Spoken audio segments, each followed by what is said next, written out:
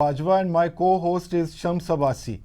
Viewers, today we have very prestigious guest with us, His Excellency Dr. Emmanuel Fernandez, Ambassador of Philippines, is with us. Excellency, welcome in the show. Thank you, Mr. Bajwa. Mr. Abbasi, thank you for having me here. Oh, you're welcome, Excellency. Good morning to your viewers. Thank you. Before we go ahead, I will request you to speak some words about the current state of diplomatic ties between Philippines and Pakistan.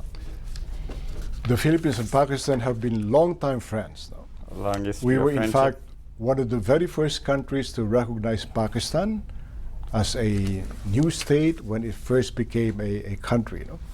And over the past several decades, we have had a very vibrant relationship in terms of trade, in terms of cultural exchange. There is a lot of room to grow, and that is why my priority as ambassador is actually in the economic sphere. This is one thing that I'd like to elevate. I want our trade to be even higher than it currently is, and I want the trade to be equalized because at the moment, you actually export more to the Philippines than the Philippines exporting to Pakistan. We are in, you are in deficit side. Economically, yes, but I would call it there's opportunity for the Philippines to expand its market here in Pakistan. Culturally, we've been interacting very well. We have a lot of things in common. We value family, we value many traditions.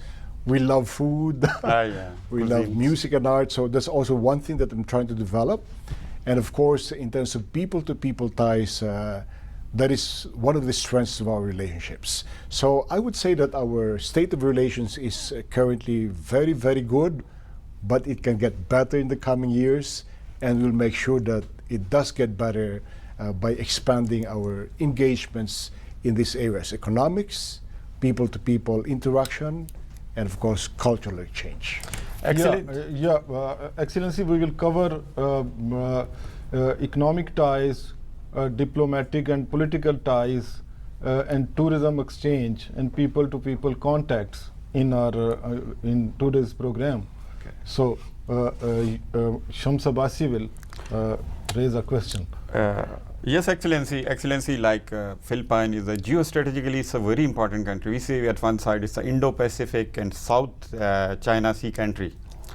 We say when we see this conversion into the geo-economy, like with the Pakistan, because it's a significant country, historical, we have a good relations, we can say, and people contact at trade level, everything. But we see it's a very less, 197 million or 200 million. It's, trade is less than its potential. How you see it? I agree. And what is your plan for a future? We can say next 2, 3, 4, 5 years. Maybe you have a plan to get it in half a billion, I think so. 500 million is less, I think so. I totally agree with you, Mr. Abbasi. 197 million leaves much to be desired. And there is a lot of room for us to explore in terms of expanding the trade relations between our two countries. What are we doing right now? Well, first, earlier this year, as you must have heard, we convened the Joint Economic Council between Pakistan and the Philippines. And in that council meeting, we actually discussed how to further expand our trade relations. So we met with our Pakistani counterparts. We have a lot of programs to pursue during this year, and we intend to implement them by this time bringing together actual businesses to talk about actual agreements that will push our economic relations forward. Two things are very important. One is the private sector interaction, I think. So we have already with the public sector. Private sector is the catalyst, I think, so in a trade and economy. How you see in the future, like the interaction and integration of the private sector, like Chamber of Commerces and so on, as well we have an option of preferential trade agreement or not? Yes, in terms of the private sector engagement, I have been meeting a lot of chambers of commerce and industry. I've met with the Chamber of Commerce and Industry of Gujranwala, for example, Lahore, Rawalpindi. So we've done a lot of discussions, And this time we're moving in the area of action. No? The discussions are over, now it's action. So in concrete, the Rawalpindi Chamber of Commerce and Industry, it's actually planning a business visit to the Philippines this month. No? This month, So okay. there's a delegation from Rawalpindi who will go to the Philippines precisely to meet with interested partners in the Philippines and move our discussions forward into actual business agreements. Business agreements. So we intend to encourage the others also, Rawalpindi, and then we go to Gujranwala, Lahore, and of course Karachi. No? Karachi also. Excellency, which are the items of import and export being discussed by our business communities? Like you see that Pakistan exports rice, Pakistan's textile is exported in large quantity, and Pakistan sports goods and surgical goods. So which are the attractive or on demand items of exports for Pakistan to Philippines? Yes, in terms of the exports of Pakistan to the Philippines, of course, the topmost would be cereals, no, rice in particular. Rice. You're actually one of our top 5 exporters of rice to the Philippines. Nice basmati. Of course, we will try to elevate that because right now our major exporter is actually Vietnam. No? Yeah. Vietnam exports about 82% of our rice needs, followed by Myanmar, and then Thailand, and then Pakistan.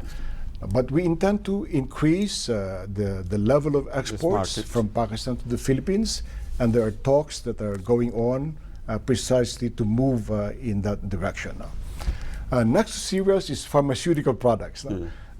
You will be happy to know that in the Philippines, Pakistan is actually perceived as the supplier of very, very good, excellent, but very well reasonably priced medical products. No? So that's one thing that Pakistan is very strong about in the Philippines. No? And the textiles, you mentioned textiles, that's also one. Of course, your Quinoa, your mangoes, agricultural fruits. products, these are also very strong. But on the Philippine side, there are things that we want to strengthen even more. No? Because right now, as we said earlier in the discussion, the balance of trade is very much tilted in favor of Pakistan. And so we want the Philippine side this time to be at least on equal terms with Pakistan. No? So we're talking about, right now, we're exporting to Pakistan vehicular components, electronic components, tobacco products also. EVs, electronic vehicle components. Not yet, no, but these are vehicular parts. Vehicle parts. Vehicular okay. parts, no. And these electronic components, ICs and all, Okay. we intend to expand some more on that. But there's one area that we really want to expand, and that is the area of our halal industry. You know? Halal industry. Halal food. Yes, so there's discussion ongoing about further strengthening our exchange in terms of the halal industry All right. between Pakistan and the Philippines. It's a big Halal potential. industry, if you kindly explain this, you mean mutton, beef or chicken, which type of meat you Philippines prefer?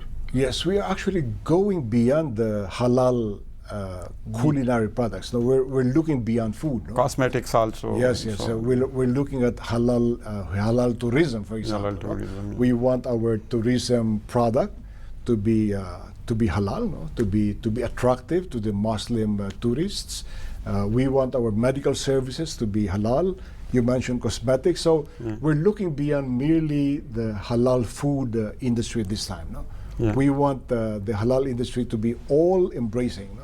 It shall cover tourism, medical, of course, makeup, So a lot and of all things that. with the women related, I think so. Of that course, I think. of course. And Excellency, like halal things, there is a blue economy. It's a big subject in this world. Like Philippines is also a sea nation, and Pakistan have a biggest coastal line. Yes. And both the countries, I mean, we in all of the ASEAN countries we have. It's a big opportunity for Pakistan and Philippines as well to, I mean, cooperation in this blue economy. I think we can cooperation a lot. Exactly. The Philippines is our archipelago, so Yeah. we're actually surrounded by water. Yeah. And even inside the Philippines, water goes all around our 7,000 plus islands. So maritime matters are very close to the heart of the Philippines. And certainly, in terms of blue economy, there's much we can offer to Pakistan, and there's also much that we can learn from Pakistan.